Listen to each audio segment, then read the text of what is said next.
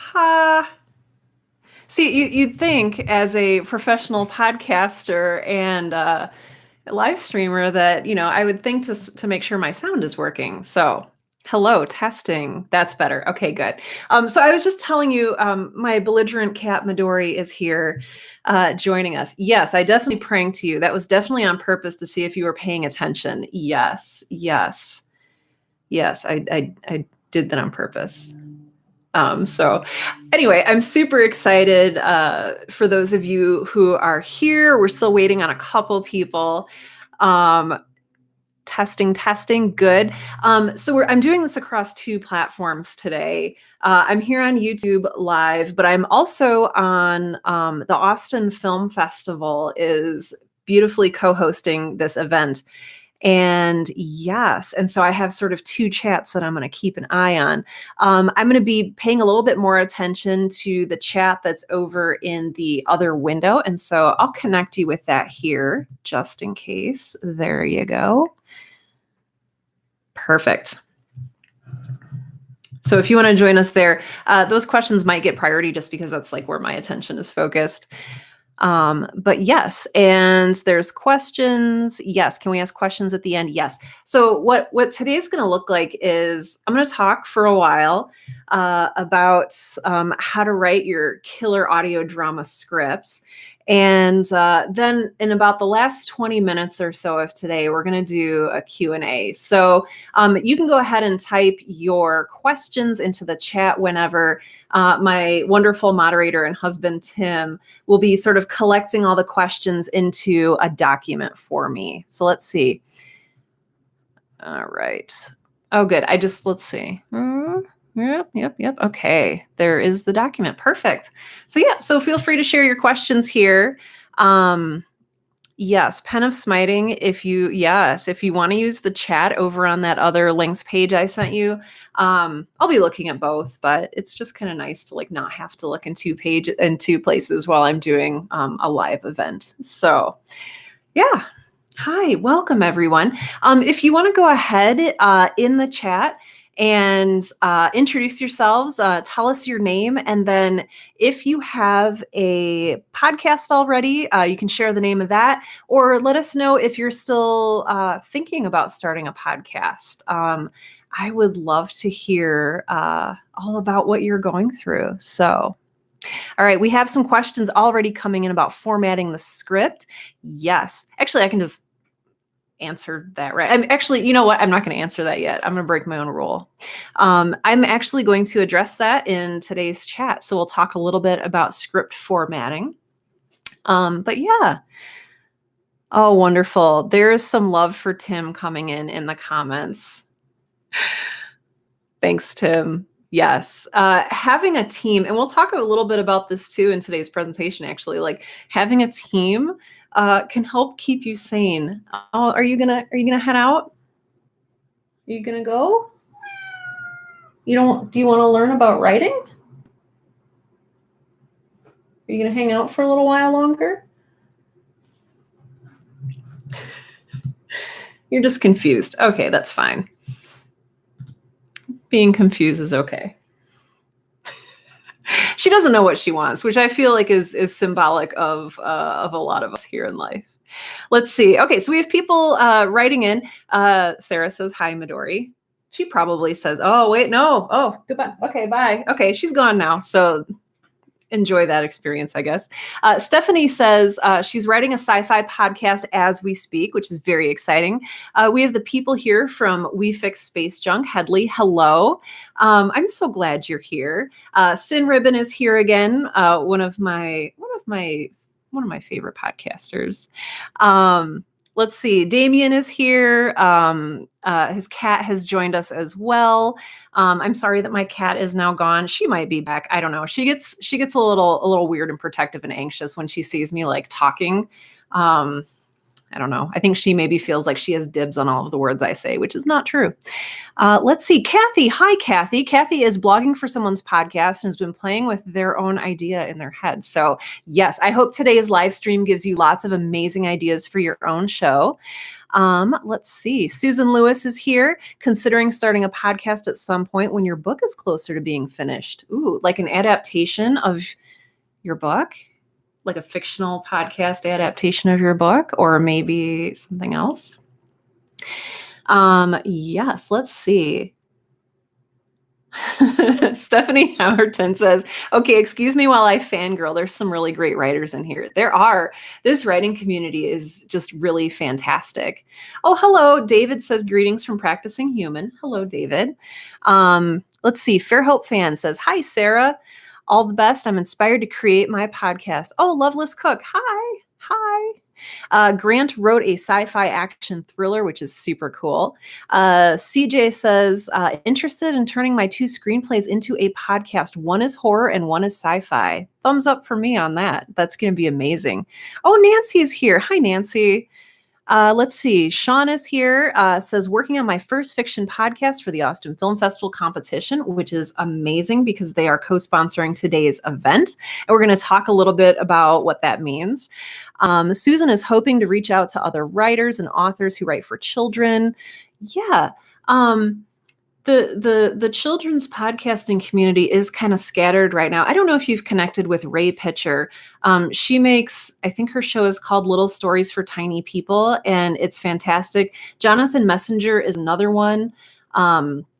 He writes Finn Caspian, which is a children's fiction sci-fi show. So you might want to connect with those folks. And I know that at least Jonathan is a member of a children's writing coalition. And so you might want to just look into that for support. Hello, Sterling Ray just finished releasing Project Ozma a couple weeks ago and is now working on casting for a spinoff. That's exciting. Congratulations. Eddie Louise says, I did it the other way. I went from podcast into novel. Yes. Perfect. Let's see. Damien is here. Damien is one of my students in the Podcast Now course. Says he's the showrunner of, I can't talk, which is a bad sign for today's live stream. Damien is the showrunner for Cybernautica, which is a new-ish cyberpunk audio drama. And yes, a great shout out for the community. Wonderful. Wonderful. Oh, this is fantastic. Let's see. Elliot is currently putting together ideas into a script, looking at writing an audio drama based on aspiring racing drivers from across the world. Awesome. Awesome. Awesome. Penna Smiting says cyberpunk ! Which is kind of exciting. Cool. So like I said, we're going to go ahead and get started here in just about a minute. I want to welcome you all to today's live stream on behalf of the Podcast Now Masterclass and the Austin Film Festival, which, did you know, fun fact, is one of the premier film festivals that focuses specifically on writers and writing. And they also recently opened up a podcast track during their film festival, which I'm honored to be a panelist for and a part of. Really excited for this year's festival, which is, I want to say, October 24th through 30th. I can talk. I promise I can talk. It's October 24th through 31st this year in Austin, Texas. It's a fantastic event. It's beautifully run. You're going to meet amazing writers from all walks of life. It's just a fantastic event. So do come on out for that. Some of you have also submitted your fictional podcast scripts to the Austin Film Festival's script competition, which is still open for submissions through July 5th. And so if you want to submit your podcast script, or if you want to use what you learn in today's live stream to go ahead and write a script real quick and submit it for the competition, you can definitely do that. There should be a link in the description of this video for the podcast script competition. Or if you're watching us on the pink embedded screen, there should be a yellow button right below this video that says submit your podcast script to the AFF. And then you just click and make sure that you follow the rules there. Observer pictures. So Faith, who I got to meet at the event I went to this weekend in Nashville, Podax, says, I'm doing the 4th season of Boom, but I need help with the next 3 projects I have planned. Awesome. Yes, you monster, in a wonderful way. Oh, good. And Gabby, who is our liaison for the Austin Film Festival and runs the podcast script competition, says, you got it. The dates are October 24th through 31st. So yes, I'm very excited about this event. I was driving home from a coffee shop this morning and I was like, I really can't wait to go to Austin this year. So be sure to join us. I'll be there. There's going to be some cool people. Lauren Shippen will be there. Jonathan Mitchell from The Truth. I want to say the folks from Super Ordinary Pod, if you're a fan of them. Just a lot of really cool people in one place. And so please do join us. I'm going to do just a few more hellos. Rosie is working on a fantasy podcast now that they're on school break. Awesome. We need more fantasy shows. We need more. We need more of you. So please do join us. Pen of Smiting is working on an improv storytelling podcast for kids and wondering how to have podcasts help bring more readers to your traditionally published books. Yes, that is fantastic. And we can talk a little bit more about that. But for now, I think we're going to jump in and get started. In traditional live streaming form, I have multiple beverages here. So I'm just going to hydrate a little bit, and then I'm going to desperately clutch my coffee as I speak today. So thank you all so much for being here. Thank you so much for your interest in writing and making our podcasting community just that much better and brighter. It's a fantastic community, and I'm honored to be a part of it. We're going to talk a little bit today about we're going to talk a lot today about how to write a killer podcast script. Does science fantasy count, is the question in the comments. Yes. Yes, we need more of everything. Yes. Let's see. Gabby, am I forgetting anything before we go ahead and jump in? Just let me know in the comments here, and I'll let folks know. I'll convey that to them here. But before we get started, thank you to those of you who have introduced yourselves. I love seeing what people are working on. There are so many beautiful, amazing, innovative ideas going on in this community. It's just really inspiring to see. Gabby says we're good. Oh, good. And if you guys follow Austin Film Festival on Twitter, Gabby's going to be live tweeting this event there too. And so is there a hashtag you'd like us to use? Just let me know in the comments here. Oh, wonderful. Wonderful. Greetings from Houston. Karen Shook from the Lesbian Hobo Adventure Hour. Oh, wonderful. Wonderful, wonderful. Glad you're here with us as well. Thanks for hosting. Well, thank you for being here. So let's go ahead and just jump in. Those of you who have seen me speak before, this is actually the 3rd in a series of live streams that I'm doing about creating a successful podcast, and whether that's fiction or nonfiction. So today we're going to be focusing just a little bit more on the fictional side of things. But I think even if you're a nonfiction podcaster, hopefully you'll be able to take away some things from today's live stream that will help you structure your storytelling in a way that makes your podcast more bingeable and more addictive, which I really think is the mark of success in a podcast. Like, if I can't stop listening to it, I have a problem, but also the writer/creator has done a fantastic job of making a really compelling story. So, I'm Sarah Ray Warner. I am the creator of the Right Now podcast, which is a podcast for writers and creatives, and that's WRITE because puns. The Right Now podcast helps creators just like you to find the time, energy, and courage you need to pursue your passion and write every day or create every day. I've expanded it a little since we started. Kyle Gould is here and he says, I made it. Good. Welcome, Kyle. I also create Girl in Space, which you can see the logo here over my shoulder if you are watching live. Girl in Space is a sci-fi mystery audio drama about a girl in space. I'm actually really glad I named it that because it makes it really easy to explain to people. Even though I do have to explain the concept of fiction podcasting sometimes, or audio drama podcasting, as it's also called. Both of these shows, I've had a ton of fun making them. I have learned a lot along the way.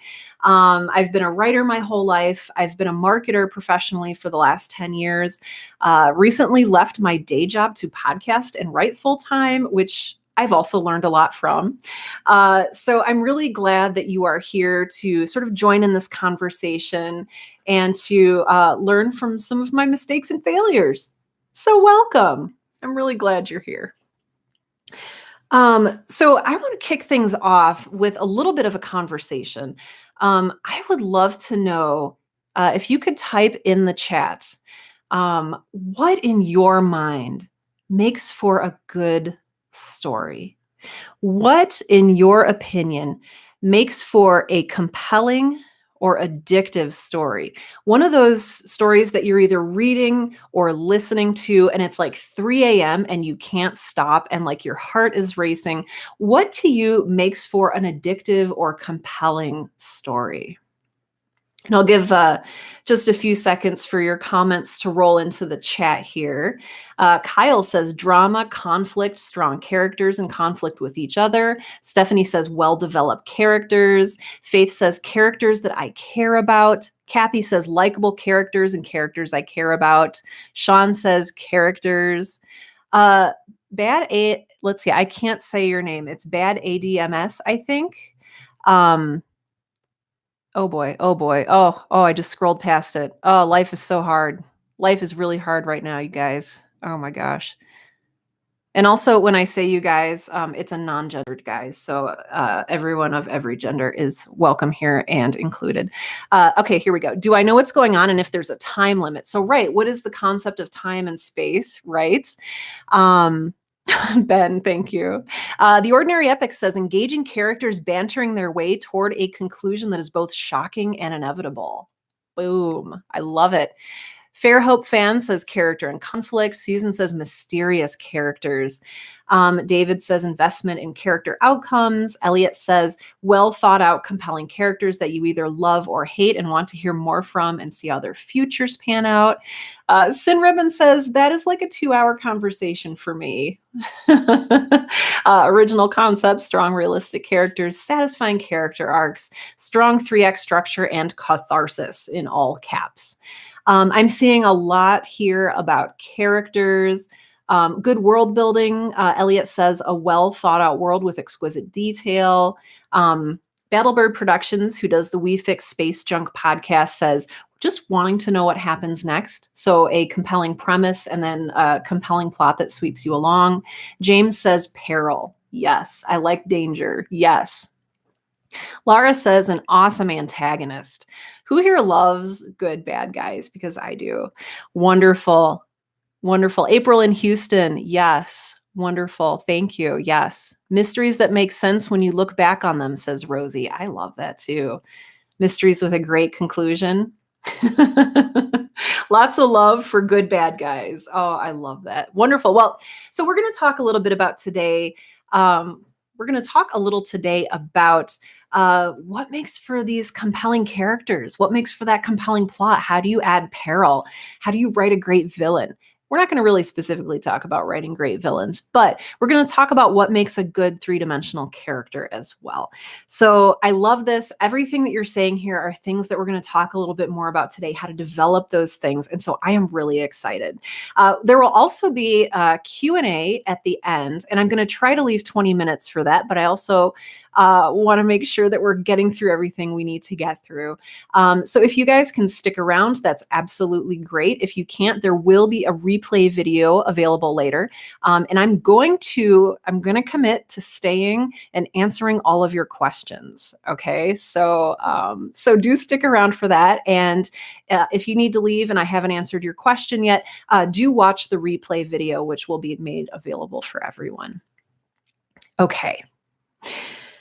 So today we're going to talk about telling a story that you can't stop listening to. And I'm going to say listening specifically because we are talking about podcasting. A lot of us went to school for writing. So a lot of us know how to write a good story structure. A lot of us know how to develop characters. A lot of people here also did not go to school for writing. A lot of us went to school for engineering and maybe decided, hey, I want to write fiction. And so we're going to speak today to just a really broad array of skill sets and writing talents and abilities. But we all understand, I think, what we love in a good story. And so we're going to translate that love into how do we create that in our own stories. So we're going to focus mainly on how do we tell a good story in an acoustic medium? So how do we tell a good story when all you have is sound? So, like I said a little bit earlier, a lot of us learned how to create a good story using a lot of different elements. And so, if you write for film, you may have to have like sound and visual kind of represented there. Books are also a weirdly visual medium because you can describe what people are seeing. However, in podcasting, most of what you need to convey will come across in two things, and that is dialogue and sound design. And so we're going to talk about how to write for a specifically non-visual audio only medium and what that looks like and what it entails and how to do it successfully. Penna Smiting just said something really lovely in the comments, and that is painting and sound is a different skill. Yes, it is. We'll talk about that a little bit right now. So basically, when you are starting to write your podcast script, you're going to make a series of choices. It all comes down to the choices that you make when you're writing. So one of the first things you might decide is, and this is sort of a lesser choice, this is not a big deal, but it's good to have in mind, and that is what kind of tool are you going to use to create your show?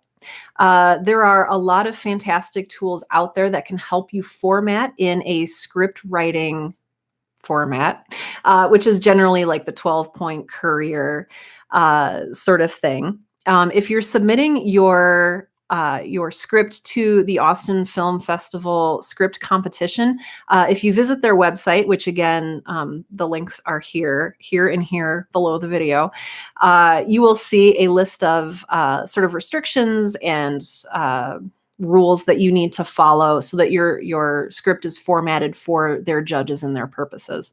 But usually, you pick between like, okay, do I want to write this in Microsoft Word? Do I want to write this in Google Docs? There are also script writing software and online tools that you can use. I use, and I don't know if it's pronounced Celtics or Celtics, but that's CELTX, and there is a paid version and a free version.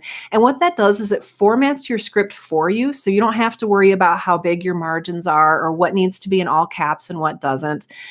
Final Draft is another piece of software that a lot of writers use.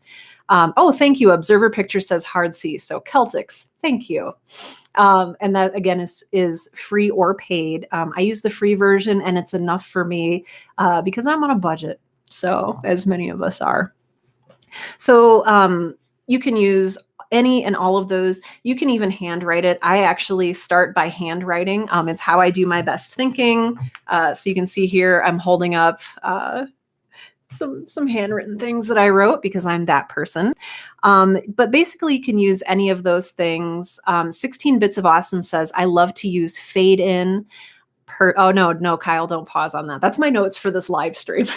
It's not a page girl in space. That's here in my bag by my feet.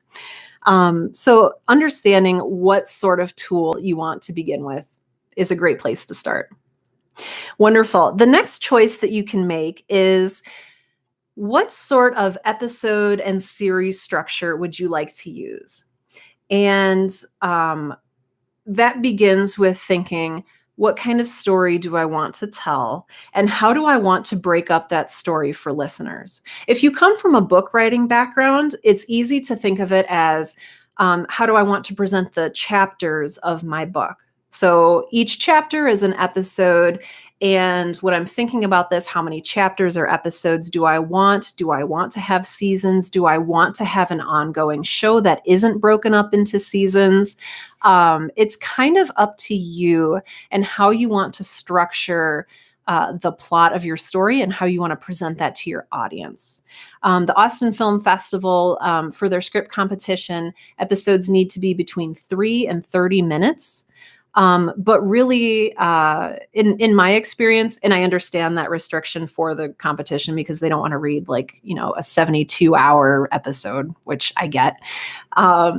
Your episodes can really be as long as they need to be to tell the story that you need to tell.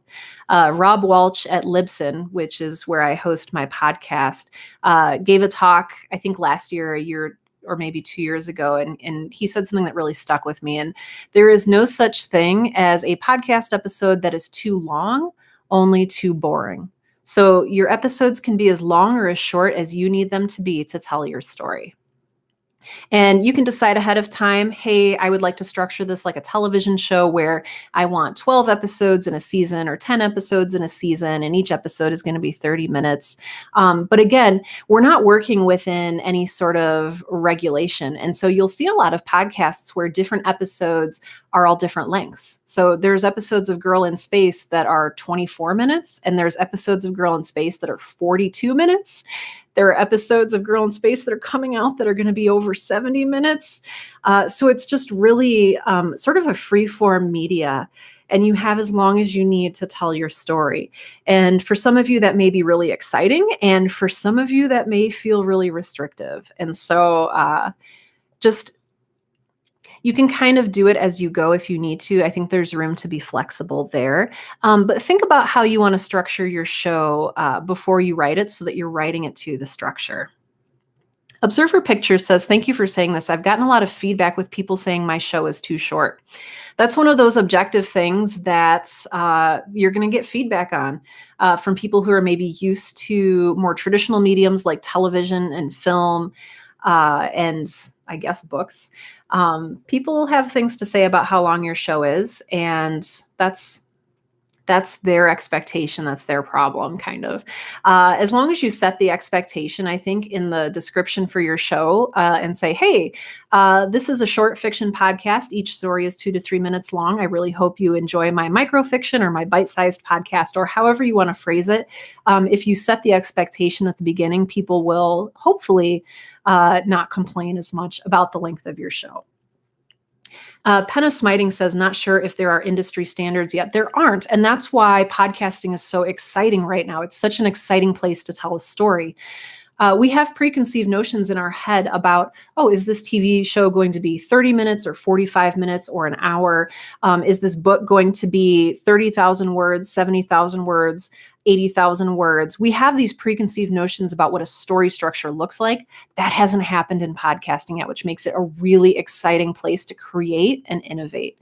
And so your story comes first. So think about, like, this is the kind of story I want to tell. How do I want to break it up? That is a choice that you get to make. You also get to choose how much planning you want to do ahead of time. Yeah, I don't do a lot of planning ahead of time. I am a pantser. So there's different kinds of writers. There's plotters and pantsers. And the plotters and planners, they kind of know ahead of time. Maybe they have an outline and they're like, oh yeah, I know what's going to happen in season 3, episode 7. This person's going to get murdered. Meanwhile, you have pantsers, people who write by the seat of their pants, like me, who are like, I don't know, I should probably end this series at some point. It's very stressful, but it's also, for me, it's a lot of fun because I get to create and be surprised as I go. So there's really room in this space to be flexible and do it either way, whether you're a plotter or a pantser. Again, if you're submitting your show to the Austin Film Festival, one of the things you will need to submit is an outline of the remainder of your season or series. So just keep that in mind. You should know where you're going. Damien says he's a mix of plotter and pantser. Yes, Paula's pick says, that's why I'm a pantser. Pantser. Oh, plantser. Oh, Anonymous 7236 says plantser here. So I'm assuming that's a mixture between a plotter and a pantser. So maybe somebody who has a loose outline, but likes to keep it flexible. Anonymous 1237 says, I pants once my plot runs out, which I appreciate. Observer Pictures is a hardcore plotter. I respect that because that is just something I've never been able to really do. Total pantser. Oh, I love it. I find it liberating. I love it. Wonderful. And it's okay if things change along the way. Again, it's okay to be flexible. So one thing that is unique to writing for audio fiction is that the writing stands out in a way that I think it doesn't stand out in other mediums, and especially the dialogue stands out. So if you're watching a movie, if you're really attuned to the quality of the writing might strike you as exceptionally good or exceptionally cringy or bad. Um, but that doesn't really happen with a lot of people because they're too busy. They're distracted by the explosions. They're visually eating up the scene. And a lot of times, visuals are a band aid in movies and TV for bad writing. You don't have that luxury in podcasting. You really need to focus on good writing in podcasting because, again, you only have two things that you can rely on. You have dialogue and you have sound effects or music, the nonverbal stuff. And so, yeah, the audience, since they can't see what's happening, they are relying on you as the writer to navigate them through your world. They are relying on you. So it's almost like you're taking the hand of somebody who is wearing a blindfold and saying, trust me, I'm going to take you through this story and make sure you know what's going on. And again, your two tools here are your dialogue and your sound design. And so you need to keep that in mind when you're writing. And it's going to make your writing a little bit different. And so I'm going to give you a few things that you can focus on while you're doing your writing. Just going to bring my notes a little closer here. Just real quick, we have somebody who asked, curious how this differs from an audiobook. And so usually when we're talking about traditional audio drama or audio fiction or a fictional podcast, we're looking at something that has a little bit more than just a narrator explaining everything to you in book format. They can be very similar, and I've heard crossovers. So I've heard, like if you ever listen to the Charles Dickens audiobooks where like all the characters have different voices and there's maybe music playing and some like sound effects, that sort of crosses the line between audio book and audio drama. But the audio drama is going to focus a little bit more on the dialogue and the sound effects and the music, sort of creating a movie or a TV show for your ears, as Tanis and Rabbit's podcasts calls it, rather than an audio book, which is going to be more the once upon a time, heavy reliance on a narrator and maybe a little bit less sound design. I hope that helps sort of clear that up. But again, the line is blurred, and there's some very successful audio drama podcasts and fictional podcasts out there that have a more of an audiobook structured format, and they do very well. And so, yeah, it's again, it's a flexible medium. I don't see the rules as being extremely strict. As long as I think, as long as you tell your audience what they can expect from you, I think you're good to go. And again, in my opinion, audio drama also encompasses like live play, D&D, role playing game sessions, improv. There's a lot of great comedy improv, sci-fi improv, a lot of improv shows going on. And so there's just a lot of really cool experimentation that's going on in audio drama right now. Yes. Mike suggests that audio fiction exists on a spectrum between audiobook and audio drama. And I think I would agree with that. It's just, this is a little bit more heavily produced. This is a little bit more narrative. So yeah, you have a sort of comfortable span there. So yes, the audience is relying on you to navigate them. Essentially, they're blindfolded. You are taking them by the hand and leading them through your world. So do pay very special attention to what the audience will end up hearing when you're writing. So you're going to want to pay extremely close attention to how you are writing your dialogue. And I have a few tips on this. The first one is to make sure that when you're focusing on what you're writing in your script, you're not really focusing on things that are happening so much as things that are interacting, because the interaction is what creates the sound. So you have two people talking with each other, you have an interaction of dialogue. You have somebody wading through a bog, so you have heavy footsteps and you have the sound of tree branches breaking overhead and the slosh of the water underfoot and the whinnying of the horse. Oh, now I'm having never ending story flashbacks. Now I'm sad about drowning in bogs. But so think about how you can have things interact with each other and what that sounds like. And what that's going to do is create a really immersive experience where the listener becomes a participant in the story that you're creating. Oh, people are saying Atreyu in the comments. Another question, well, I'm going to get to questions a little bit later. Sorry. I get really excited about questions because it means that people are like engaging in this conversation and I'm in love with that. But I'm going to also keep talking here. Um, so what I do to accomplish this is I use the stage directions to sort of indicate what things sound like. And that's really the question that you're going to be asking yourself as you write your script. So not only, number one, is this good and natural sounding dialogue, but also if this is happening, if this is a plot point that needs to happen, what does that sound like? What is that going to sound like? And so I make sure that my action, my any notes that I have in my script, it's all audio focused. So it's all me saying, okay, we hear an explosion in the distance, or we hear the soft sound of a spoon stirring a cup of coffee, clinking gently against the sides of a ceramic mug. And so you're going to be hyper attuned to what sort of sounds you're going to convey. Yes. So how are things interacting? Using stage directions to indicate what things sound like.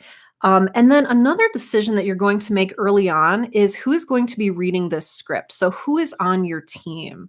Are you going to be doing your own sound design, which is possible because I do my own sound design?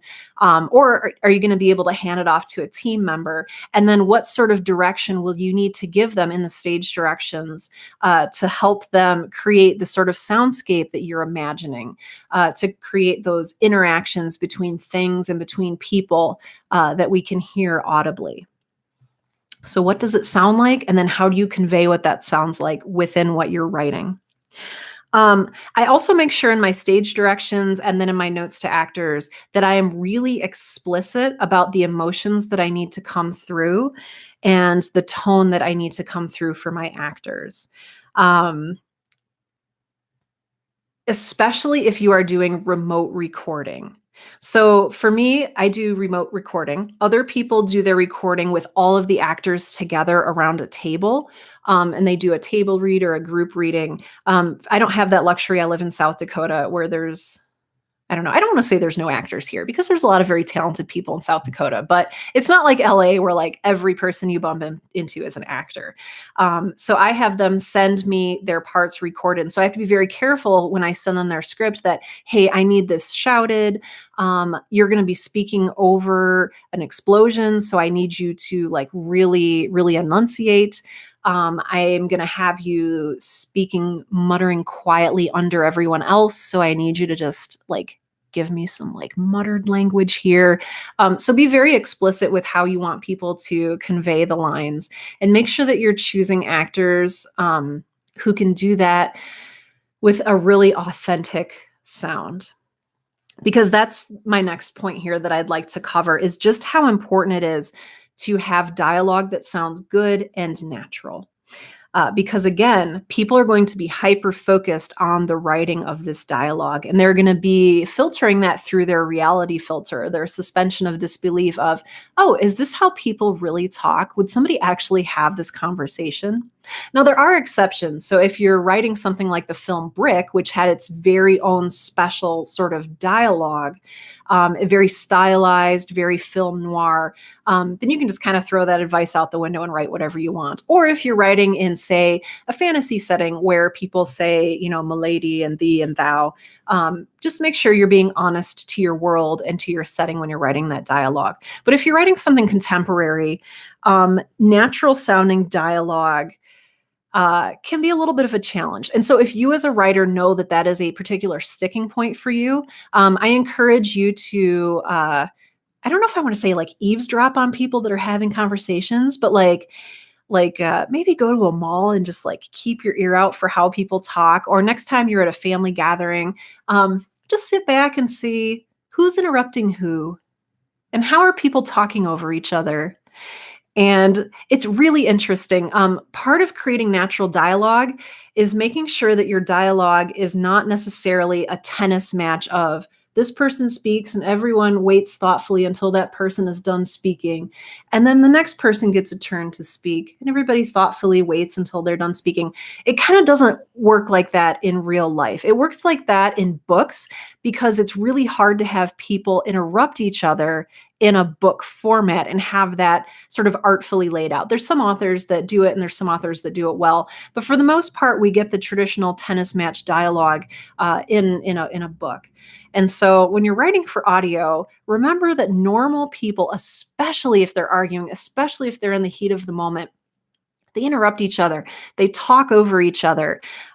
They're kind of rude, and maybe they laugh at each other's jokes. Maybe there's a gasp or some breathing that needs to take place. So think about all of that when you are writing your dialogue for audio. And people say like you can hear I'm saying right now. There's a lot of people who edit out ums or who don't write in ums. And if you do, it can sound a lot more natural and a lot more engaging. And so I encourage you to think about how you're writing people and how natural voices sound, because that will be a huge focus when you end up producing your fictional script. One other thing that I see a lot of fiction podcasters doing is relying on dialogue to convey action. And so they'll say, so a line of dialogue might be, hey, you just hit my shoulder and that was rude, because they don't rely on the sound effects to convey the shoulder punch. Or they'll say, oh no, I'm getting eaten alive by dogs. Oh, my face. Oh, they're eating my face. And like, I understand the need to do that because you need to explain to your audience what's going on. But at the same time, I think if there were dogs eating my face, I wouldn't be like, oh no, there are dogs eating my face. I would just be I don't know how I'd react in that situation. I think I would just be like screaming and kicking really hard, and maybe some obscenities would come out of my mouth. But I don't think I would narrate what was going on as I did it. And so be very, very, very, very, very, very cautious when you're writing dialogue, that you're writing things that people would actually say, and that if you have things that you need to happen, find out a way to convey that sounds natural. So, oh, I need somebody to be punched on the shoulder, or I need someone's face to be eaten by dogs. In which case you'd have some like dogs and maybe some like tearing flesh and some screaming, or maybe there's a character in the distance that's like, oh my gosh, they're getting eaten by dogs. But still, that sounds a little disingenuous. It takes us out of the story and it sort of over-explains. And so there's a really delicate balance there to work when you are writing. And again, I did that when I first started because I didn't know any better. And then I started listening to more and more audio dramas and fictional podcasts. And I saw how these experts got around saying, oh no, I'm being eaten by dogs. So yes, just be very, very, very careful about that. Don't over-explain through dialogue. You can also develop your characters through their dialogue in a way that you can't in other mediums. And so having somebody who always cuts somebody else off or always interrupts somebody else can be a great way to develop character, because again, we're a little bit limited in fiction podcasting because we're audio only. And so you won't necessarily know what a character looks like. You may only know what they sound like, because again, it's kind of hard to do, like, oh, I'm looking in a mirror and I'm looking at my brown hair and my green eyes and my blue glasses, and like nobody's going to narrate what they look like. And so all that character stuff, those details that indicate what a person is like. So, a stereotypically nerdy person like myself wears glasses. A lot of that's going to have to come through in their dialogue, how they treat other people, how they interact with other people, if they cut people off, if they laugh at jokes. So there's some really rich stuff you can do there with character development. And then finally, the last thing I'd like to say about dialogue for now is that silence can be your friend. I've listened to a lot of podcasts where the lines just run continually, one after the other, and there's no space for audience comprehension or digestion. One of the most powerful things that you can put into your dialogue is silence, is a heavy pause, is a moment for thought. And I know that there's a fear there that if there is a cessation in the talking, that people will get bored and leave, but they won't, because you can actually use that to your advantage to create tension. So silence can be your friend.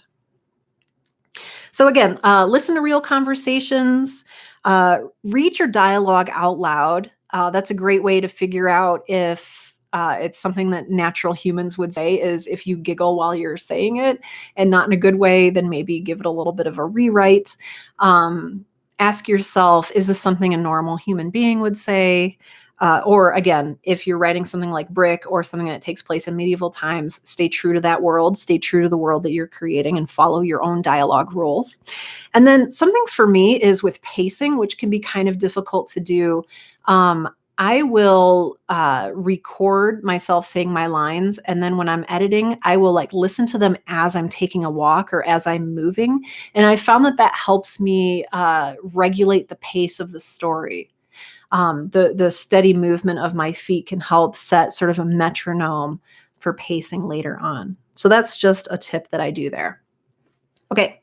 I have just so much to share with you. I'm going to go through just real quick 3 more pointers that I have about creating a really killer story through audio drama. And the 3 components that I'm just going to talk about real quick are characters, which we've already talked a little bit about, plot, and atmosphere. And so characters, we already talked about this a little bit. You can really develop characters through dialogue, through natural sounding dialogue, through dialogue that isn't incredibly overwritten. You're also going to want your characters to have flaws. We've talked before, but I don't think we've talked before about this because some of you I've never talked to. But you can read a lot about creating a Mary Sue character, which is a flat one-dimensional character that doesn't really change or grow, and whose only flaw is generally if they're clumsy. This is not a fun character to read about because they're not compelling. They may be perfect, but nobody cares about perfect people. Perfect is boring. You can quote me on that. Perfect is boring. So creating 3-dimensional characters with actual flaws, actual things that make them imperfect is important in creating a compelling story. You also want to make sure that every character, not just the main character, but every single character in your story has a motive. We're looking for characters with motivation because motivated characters take action. Motivated characters move the story forward. The plot should come. You might have a few external elements like, oh no, a hurricane is coming. But what the plot should really be driven by is character motivation and the actions that characters take because of those motivations. That's how you'll create a really, really compelling story. Kyle says flat stock characters can be useful for specific things and in small measure. Yeah, and that's a really great point, that I'm telling you a lot of things that you should do, but rules are made to be broken. And so if you find a really great place to break a rule, do it. Do it. innovate and do it. Play around with these rules. They're sort of here just as guidelines for you to have fun with. So yeah, yes, grain of salt is always a good thing. You also want your character to grow or change as a result of the decisions that they make and as a result of the circumstances that they've been through. And so that will help you create interesting, compelling characters. Plot-wise, I like to focus on two things. First of all, making sure that you have obstacles for your characters to overcome. That's sort of the tripwire that sets your characters up into interesting situations. And Anonymous in the comments says, it's why Superman needed kryptonite. Yes, you need obstacles in the way of your hero so that they can overcome things and so they can be challenged and so that they can grow. Let's see. The other thing I like to talk about is causational storytelling. So this will really help you make a compelling story. Causational storytelling is, I watched a video like 10 years ago, and it's from Aerogram Studios, and it was an interview with the creators of South Park. And what they did is they like invaded a college class and said, guess what? We're the guest professors today. And they talked about this thing that they called and then and but however storytelling. And so instead of a lot of plots that are driven forward by plot point and then plot point and then plot point and then, it's plot point but plot point however plot point but, and it just keeps creating little hooks that keep your audience engaged in your plot and what's happening. All right, so let's see. Is the sound still coming through okay? We're good? Okay. Let's see. One more thing I want to touch on is keeping the atmosphere immersive. Okay, good. Yes. The sound is coming through. That makes me feel better. You want to keep the atmosphere immersive. And the atmosphere, especially in audio drama, especially in a scripted podcast, your atmosphere is going to be 100% the soundscape that you create.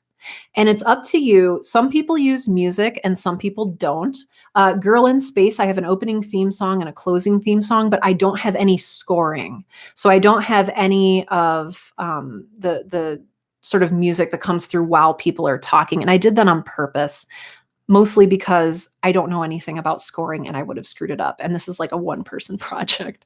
But also I think for me, having a show that doesn't have music in the background, it doesn't break the fourth wall. So people aren't like, where's that music coming from? But I've also seen audio dramas that have scoring and they have music in the background, and it really adds to the emotional height and depth of the story that they're telling. So that is an aesthetic choice that you can make there.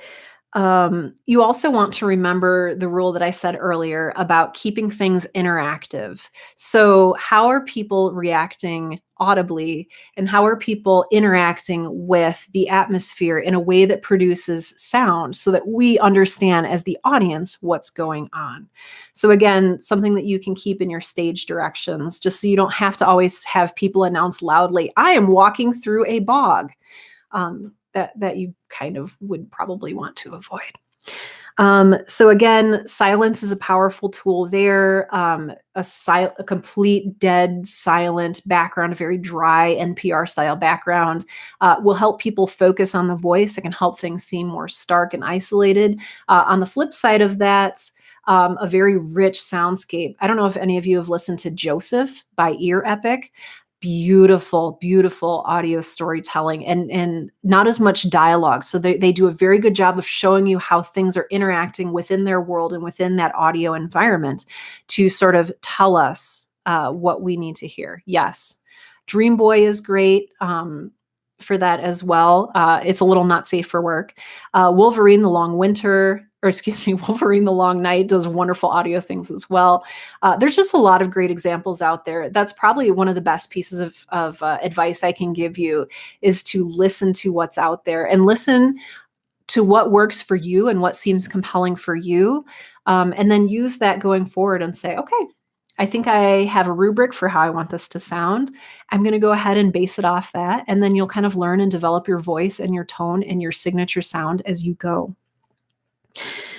So again, remember with atmosphere, you are guiding an audience that can't see. You're guiding a blind audience through your world. So make sure that you're giving audio cues that appropriately help guide them through and navigate. Okay, some final tips here before we break for questions. And that is, I want you to ask yourself, this is one of those decisions that you're going to make, the decisions that I talked about earlier. Is audio the right medium for the story that I'm going to tell? So why am I choosing to do this in audio and not, why is this not a screenplay? Why is this not a stage play? Why is this not a book or a novel or a short story or a poem or a TV show? Why am I choosing to tell this story in audio? And then really use that medium to your advantage. So make sure that you ask that question of yourself. Is this the right medium for the story? Do remember that, again, silence can be an effective tool. Sometimes if you're doing sound design, less can be more. You want to make sure that you sort of drop out anything that doesn't need focus or emphasis. It can be really tempting to want to create every single thing that's happening. So a character walking beside a river, you'll want to hear the footsteps and the crunching leaves and grass and maybe some rocks and some birds chirping and a car going by in the water of the river. And then the dialogue on top of that all, it might get a little busy. So if you can, just isolate certain things and make sure you're clear in your stage directions, what we hear and when and why. Okay, so you don't want to over-design the sound or create this really intimidating wall of sound where the listener can't discern clearly what they should be focusing on. And then finally, the question that I want you to ask yourself, in addition to those, is how can I innovate? How can I really move storytelling forward with this audio drama, with this fictional podcast that I'm creating? There is so much space right now for innovation. It's a really loud truck going by, so enjoy that, I guess. Yep. Oh, yeah. Yep. They're doing some construction at the end of the road. Ask yourself, how can I innovate? And how can I use the superpowers of this medium to tell a compelling, addictive story? So, okay. Whew. That was my presentation. And I'd like to move very smoothly on to the Q&A. Before I do that, again, please do remember, submit your podcast script to the Austin Film Festival. Again, there's a link in the description of this video, or if you're watching in the sort of pink landing page, there's a bright yellow button. And then also, if you're interested in learning more from me about storytelling, about creating a successful podcast, about audio storytelling, about launching your show successfully, about marketing your show successfully, I do offer a course. If you want. It's called the Podcast Now Masterclass, and it's available. If you scroll down a little bit, you should see it says Introducing Podcast Now. It's 52 lessons, which is a lot. It's a college level course that tells you everything you need to do, literally everything step by step. And it focuses on actionable steps and creating a successful show. And so if you're interested in that, you can click the link. It's a bit of an investment, but I don't know, I made it, so I think it's worth it. But check it out. The cart's open for just a few more days if you're interested. If you're watching this in another medium or if you're listening, it's at sarahwerner.com. That's sarahwerner.com/podcast-now. Or you can just go to my website and click where it says My Master Class, and you can learn more there. Damien, who has amazing timing, and I promise I did not pay him to do or say this, says, I so endorse this course. Cybernautica wouldn't be what it is without the Podcast Now Masterclass. Thank you, Damien. You're wonderful. So All right. And also, in addition to submitting your podcast script to the script competition for the Austin Film Festival, if you want to attend the Austin Film Festival, you can click that button. Tickets are still on sale and available. I will be there. A lot of fantastic podcasters and writers are going to be there. It's a really fun event. I went last year, and it was one of the highlights in my year. So it's a fantastic experience. If you have questions about the script competition or about attending the Austin Film Festival, Gabby here in the comments can help answer those questions. And yeah, let's move into the Q&A. If you can't stick around, there will be a replay of this video. So, and in fact, I think you can even pause the live stream right now, and then it can pick up later, but we'll make it available for you. So, okay. I'm going to jump into the questions, and I've been seeing the chat's been moving really steadily. So I'm going to go ahead and begin with your questions. And again, I'm here to stick around as long as it's helpful. So, whew. Okay, so Chaz says, I'd like to write a scripted comedy podcast. However, my thoughts are, how would you suggest drawing an audience to the podcast? So this is all going to come from your marketing. And marketing starts the second that you get an idea for your show. Yeah, I'm not kidding. Marketing begins not like after you launch the show. You're not going to ask, okay, now how do we market this? But you really need to think about marketing throughout the whole thing. And marketing encompasses creating your brand. It encompasses a mission statement for your show. Marketing encompasses the goals that you're going to set that determine whether your show is successful. So look at what kind of metrics you're setting. But also it does include understanding who your audience is going to be, understanding who your audience actually is after you launch, because sometimes they're a little bit different, and then finding out where those audiences are online and engaging with them and creating a community with them. And so there's different tactics you can use for this. A lot of people use social media because it's free. There's a ton of people on it. There's hashtags that you can use that will draw the right people to your show.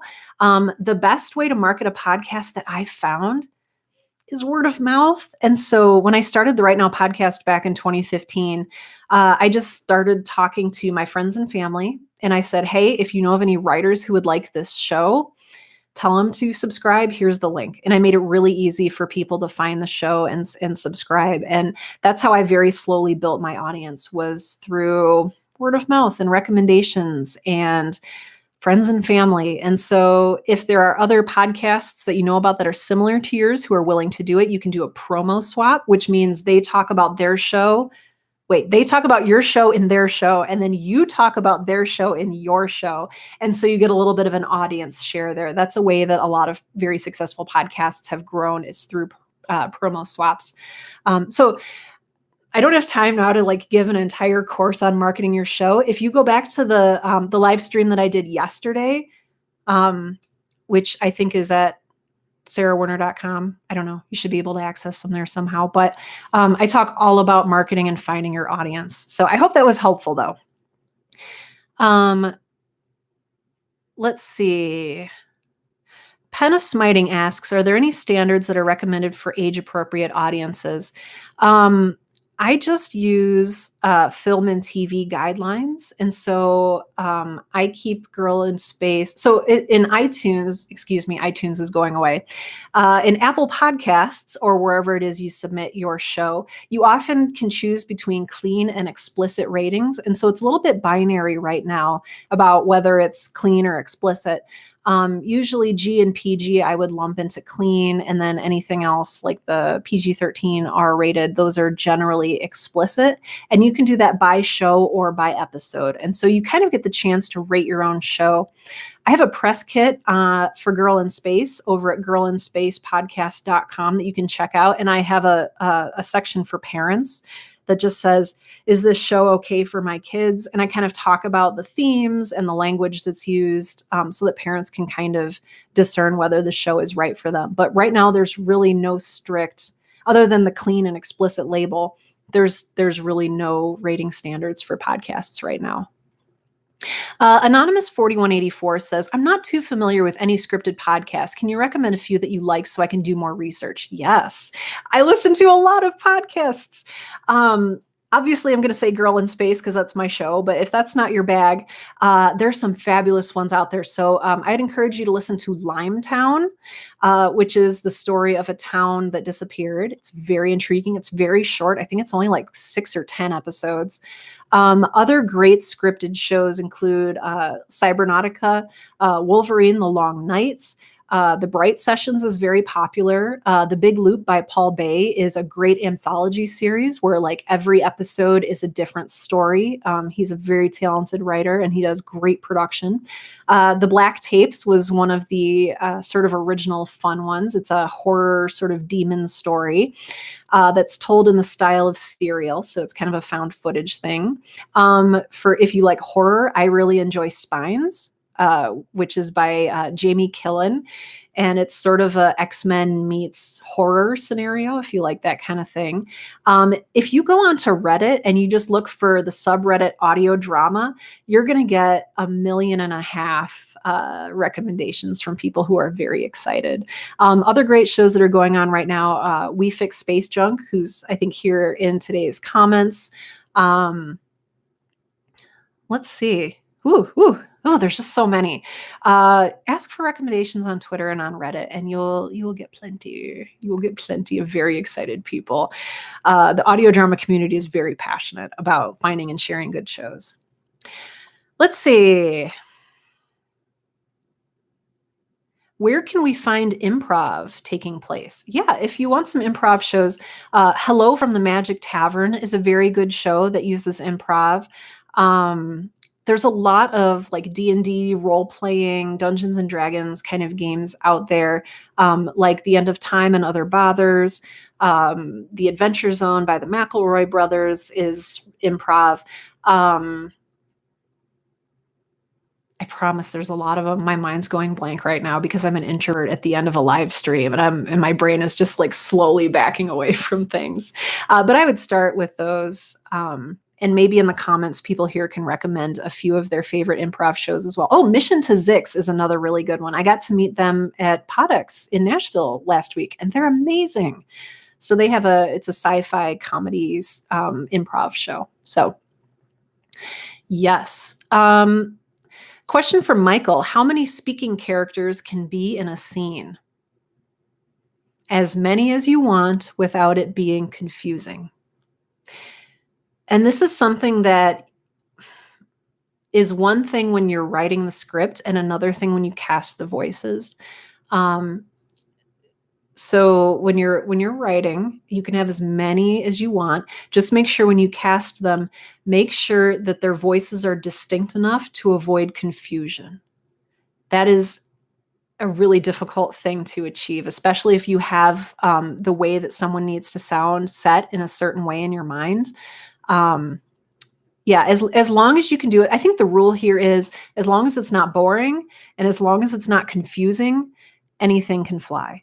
So if people can listen to a 15-person conversation and like figure out what's going on, who's saying what, why people are saying what, where they are and what they're doing, then you've done a good thing. So it's one of those answers.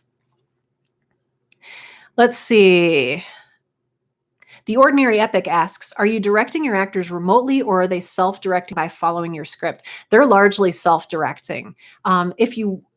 I've seen it done remotely. If you want to be sort of on a Skype call, like non-recorded, like as a director in that capacity, like you can certainly do that.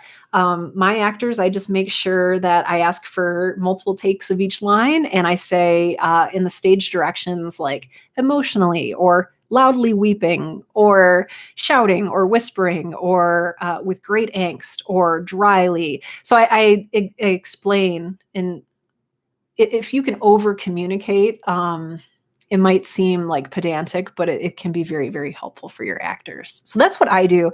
If you're doing a table read, you don't really have to worry about that because you can have that conversation with your actors. Kyle asks, how much focus do you put into writing the nonverbals in your stage direction in your script, or do you rely on your VAs to breathe life into that part of the characterization? It depends on your actors. I have some actors that like when I get the lines in for Captain Miles Chen in Girl in Space, like he is giving me extra stuff. He's breathing, he's laughing, he's reading the lines in 6 different ways. He's singing little songs in between the lines. And some of this I use later, and it's amazing. Other actors will read purely their lines, and that is it. And so it's kind of up to you and the relationship that you have with your actors. Um, when in doubt, over communicate. When in doubt, be very explicit about, hey, I need a couple breaths from you here, or I need just a series of gasps, or, oh gosh, it gets really awkward when you're editing like groans of pain. Like it's just, you're like, oh, I'm going to go listen to groans for an hour and a half. But it's really useful to have that stuff from them. I do encourage my actors to take liberties with the script. I encourage them to reword things if it sounds clunky, but only a few of them are comfortable doing that. So it really depends on the actor. Let's see. So, this is a really good question. I get this one a lot. So, Anonymous 6826 asks, the use of a narrator recommended to explain action of the story or other preferred methods. So, the question is, like, can I have a narrator? Should I have a narrator? It's up to you. Some TV shows have a narrator. So, if you look at Arrested Development, the use of a narrator is used to great comic effect. Like, that show would not be the same if it did not have a narrator. On the other hand, if a show had a narrator, it might seem another show that relies heavily on character interaction and action and really getting lost in the scene, a narrator might distract from that.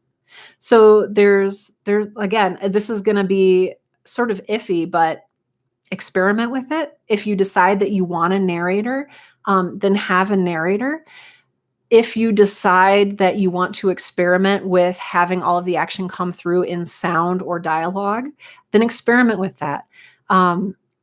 This is such a new and emerging medium that there's really no shoulds and shouldn'ts. It's just, can you make this sound good and professional? And can you have a narrator without having it take away from the immersion of the experience? All right. Kyle has a follow-up question. So a lot of this from your perspective is as a writer, director, and editor. Where on the writing spectrum does that fall? So you, as the writer, are the visionary. It is up to you. Everything is up to you. So the writer for an audio drama is often the same person as the director and the producer. And as a writer, I would say over communicate, be very clear with what your vision is and what you want, and then be willing to ask for extra takes of lines. I hope I'm understanding your question correctly. Where on the writing spectrum does that fall? Let me know if I didn't answer your question exactly, and I can re-answer it. All right. Stephanie asks an interesting question about creating a signature sound. Stephanie asks, what are the drawbacks to working through your sound as the show is airing, as opposed to having a solidified signature sound right out of the gate for episode 1? I don't think so. If you're new to this, you might not have a signature sound that you're starting with right out of the gate. I didn't.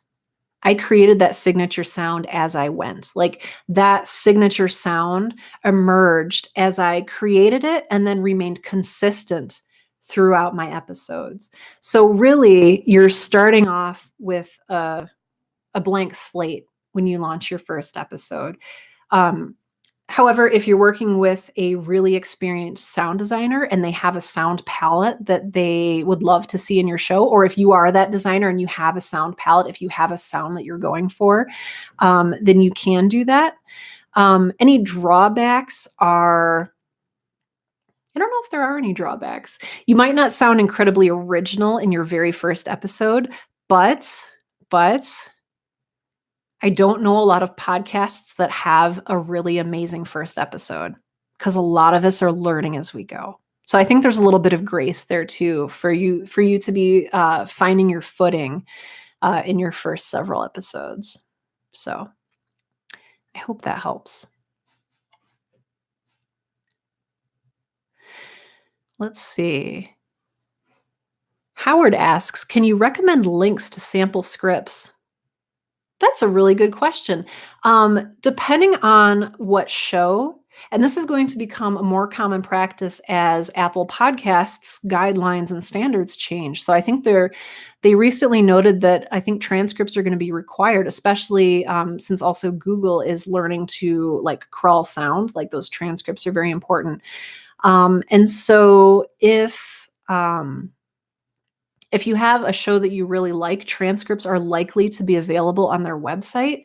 I know that's not incredibly helpful, but that's what I have right now. You can also ask on Twitter if there's any audio drama podcasts, audio drama fictional podcasts, what have you, that are willing to share their scripts with you.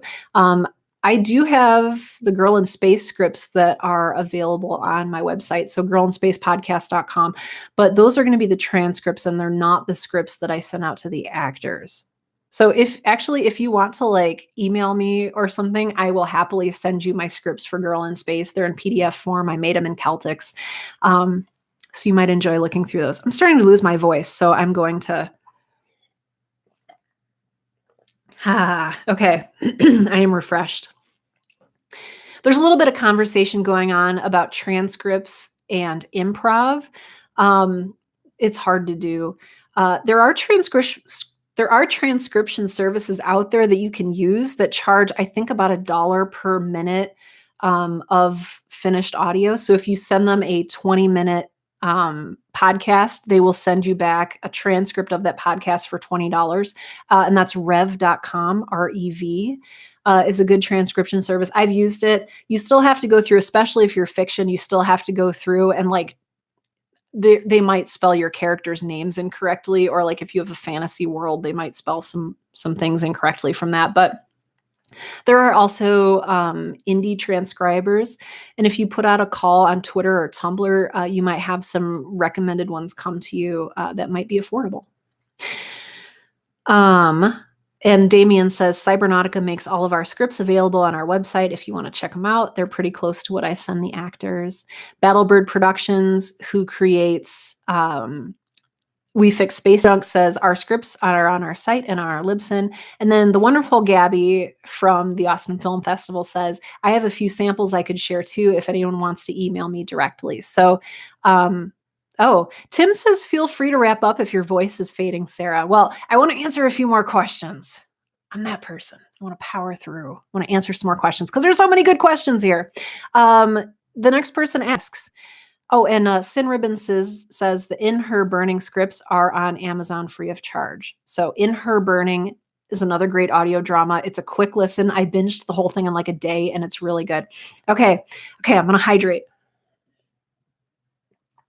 The next person asks, Anonymous 0798, can you tell us a bit about what's in the class? Yes. The Podcast Now Masterclass is available if you scroll down a little bit, or if you go to sarahwarner.com and click my master class. I don't want to take up a lot of time here, like shilling my course, but it's 52 videos, a ton of action-oriented worksheets. You get access to my private podcast mastermind group where we talk about strategy. So just a lot of great stuff there. So check it out, and I'll stop wasting your time. Let's see. Can I submit my script written like a short story, or should I transcribe it to a screenplay format? If you're talking about for the Austin Film Festival competition, it has to be transcribed into a screenplay format. That's also just kind of a best practice if you're sending it out to actors. I think they appreciate understanding a familiar format. And again, if you're using a program like Celtics or I have to look at my notes because that's the one that I use, Final Draft, or one of the other ones that people have mentioned here, those can help you with the formatting so you really don't have to waste a lot of your brain energy on it. Awesome. Pen of Smiting asks, can you tell a story like a traditional storyteller with no sound effects, minimal music? Yeah. There's an older audio drama called, oh gosh, I want to say it's Leviathan. The Leviathan Chronicles, maybe, where it's essentially just an audiobook released as a podcast, and it's very good and very compelling. Yes, the rules are here to be broken. If what you can do is create something compelling and interesting, so if it's not boring and if it's not confusing, go for it. You can be successful. It all comes from the power of your story. Let's see. Deborah asks, I hear a lot about scripted fantasy, drama, sci-fi, mystery, thrillers in this form, but not scripted comedy. Thoughts? So here's the secret. Comedy is hard. Comedy is one of the hardest genres to write. And I think that there aren't a lot of scripted comedies because they're so hard. I don't think it's because there's no room for them or no space for them or that people necessarily prefer improv, but scripted comedy is hard to write. If you write a scripted comedy, like if you want to do that, then do it because there's a lot of space right now for that because there's not a lot of them because they can be very difficult to write. So, thumbs up on writing a scripted comedy. If you can do it and be successful, like you're going to really stand out. Let's see. What is your word count for a half-hour script? Oh, that's a great question. So for an average girl in space script, it's about a minute per page. So I write like 30-page scripts. That's about 30 minutes of audio. And sometimes there's a little bit of give and take because maybe there'll be like some really fast-paced dialogue that'll like speed through the page, or maybe there's a stage direction where something needs to last for like 5 minutes. So there's a little bit of give and take there, but on average, it's about a minute of produced audio per page of script that you write. Let's see. Elliot asks, is it best to have one main character? I hear a lot of good audio dramas with one main character, but I've currently started writing with 3 main characters, all of whom storylines will eventually intertwine. You can have as many main characters as you want to. Again, if you can do it and if you can make a compelling story out of it, then do it. You are not limited to one main character. You can have 3 main characters whose stories intertwine, and I think that would be really, really compelling. Let's see. Do you format the podcast the same as you would a screenplay? Yes. It's an easy answer. Let's see. Nico asks, any tips on adapting a general idea into a proper plot? I have many nuggets of ideas all the time, at all times, but I never manage to expand any of them into a full idea I can go forward with. I struggle with this too. I have like at any given time, I'm like, I have 8 ideas that I want to make into a new story or a new audio drama. Basically, you have to pick the one that's going to be most fun because otherwise you're going to lose interest in it and it's going to fade away. So whatever you think is going to be the most fun to work with, I would go with that idea. As far as adapting it into a plot, what you need to do is ask, who are the characters? What are their motivations? And what are the obstacles that are getting into their way? And I think that that'll help you sort of begin to develop them into an interesting plot. You can also work in a premise first sort of way. So like looking at, here's the premise for my story and here's the blurb that I'm going to write about it. And working from that angle as well. So those are sort of like 2 ways that you can start working those into a story idea. It's a great question. Penna Smiting asks, how do you pay your VAs, so your voice actors, your sound mixers, editors, and if you have no idea how to do this, ? So monetary standards, pizza, trade of voices, etc. So yeah, my budget is really small. And most of my voice actors are friends and family. So I get away with buying dinners for people. For other people, so Jamie Killen plays the voice of Danny the intern on my show, and we do a trade. So I play a voice on her show, and she plays a voice on my show, and we just call it even. There's other shows, though, like Marsfall pays SAG rates, and so Screen Actors Guild, they pay their actors Screen Actor Guild rates. And so That's kind of up to you and your actors and what they're willing to work for. Keep your expectations realistic. Don't assume that Brad Pitt is going to come on your show for free or like for a slice of pizza. But if your little sister is playing a role on your show, maybe she'll do it for pizza. So just kind of feel out what works best for you. Oh boy. Kyle asks, what is the hardest writing part you've had to get through for Girl in Space? The finale took me 5 months to write because I've never ended anything before. And this was my first time ending something. And it was so hard because I had all these expectations wrapped up into it about what an ending meant. And so that was the hardest thing I've ever had to write. And it was all mindset. It was all mental garbage that got in the way of me writing it. It wasn't necessarily harder than anything else to write. It was just my preconceived notions about what it meant to be ending this project that I've been working on for so long. And it's not over. Season 2 is coming. But it was really hard for me to do that. So, yeah, for a number of different reasons. Kyle is asking, can you tell us if Girl in Space got picked up by a production company for visual media? I don't know, Kyle. I don't think I'm allowed to say anything yet. So let that be my evasive answer. Yep. So we'll just la la la la la. Next question. Can you speak to what editing software and recording software is best? That's from Anonymous 2606. I can't speak to what is best because best can mean some different things. For me, I use Audacity, which is a free program, and it's best for me relatively because I know how to use it and it's free. That's Audacity. But there's a lot of very good paid services that you can use. Mixcraft is one. I know a lot of people use Reaver, which is also a paid resource. What am I thinking of? What's the Adobe one? Final Cut Pro? No. Yes? Audition. Maybe that's what I'm thinking of.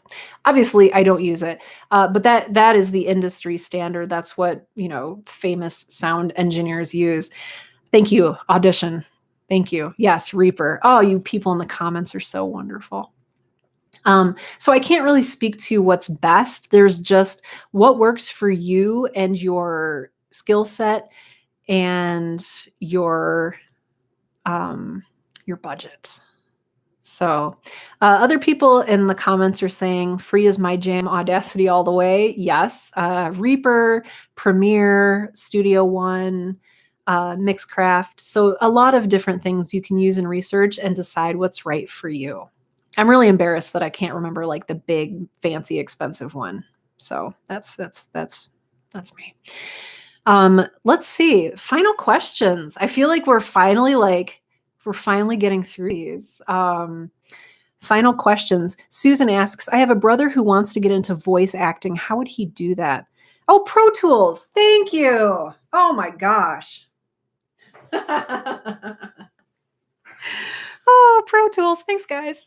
That was embarrassing. We'll chalk that up to me being a writer first and not a sound engineer first. So it's like my little adopted title. So yes, Pro Tools is the industry standard. It's very expensive.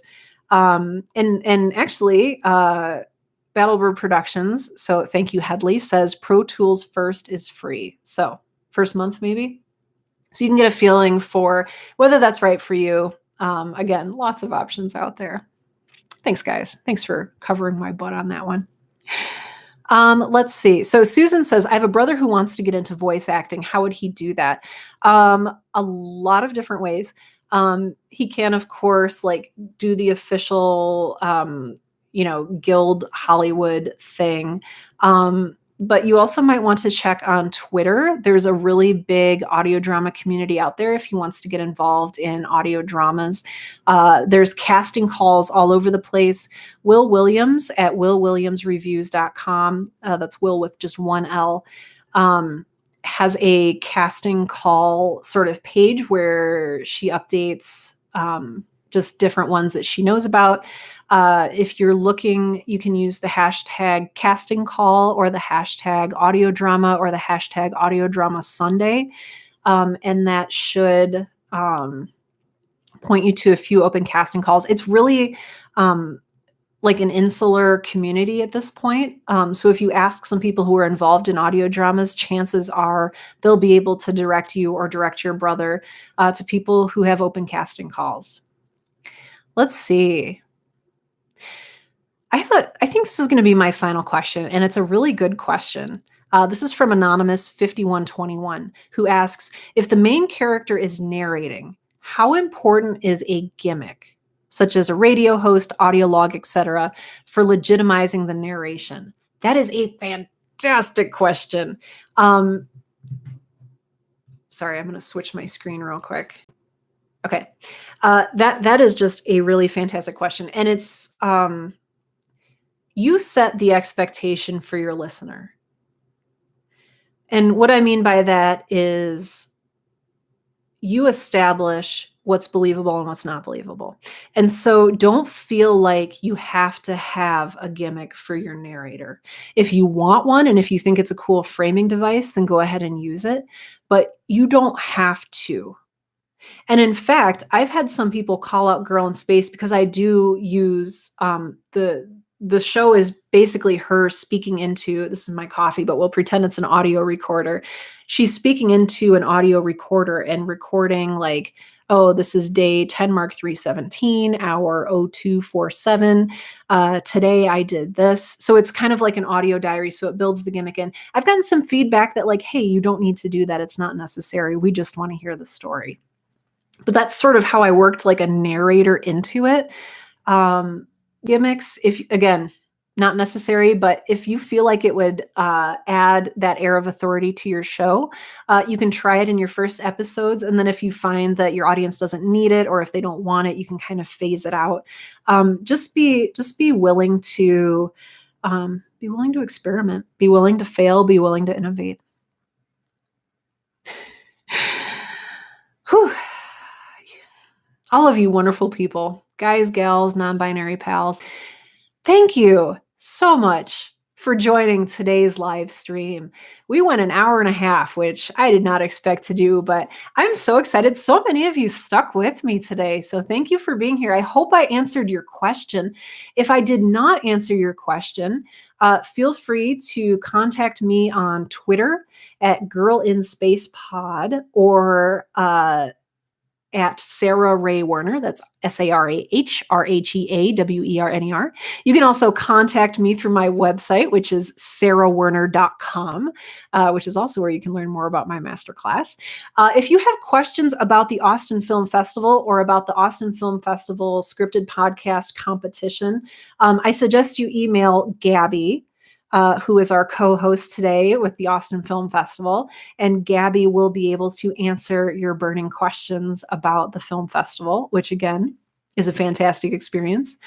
Oh, thank you. I have many, many kind, beautiful, and lovely people saying thank you for being here. Thank you all for being here. I love doing this. I love talking with other writers and creators. This is how we build community. Like, this is how we get to know each other. This is how we succeed, as we all do this together. I love audio fiction and audio drama because there's no competition. I mean, unless you're involved in the scripted podcast competition. But I mean, in general, as a community, there's no backstabbing. There's no nasty talk. It's just a lot of people who are working together to make great things. So that rising tide raises all ships. So when one of our shows succeeds, we all succeed. So we're all just looking for a way to help each other find success. So thank you for being here. Kyle says, I love how your blazer matches your glasses. It was unintentional, but thank you. I actually forget my glasses are blue most of the time. Oh, and Gabby says you can email me at Gabby, that's Gabbi, at austinfilmfestival.com with questions about the competition or the festival. So, whew. Thanks for joining us today. It's been a real delight to talk to you about writing. Again, any questions can be sent to Gabby or to me, and we'll be happy to respond. So enjoy your day. happy writing, happy podcasting, and we'll see you next time. Bye for now. Ending the stream. Yes, I want to end the stream. So awkward.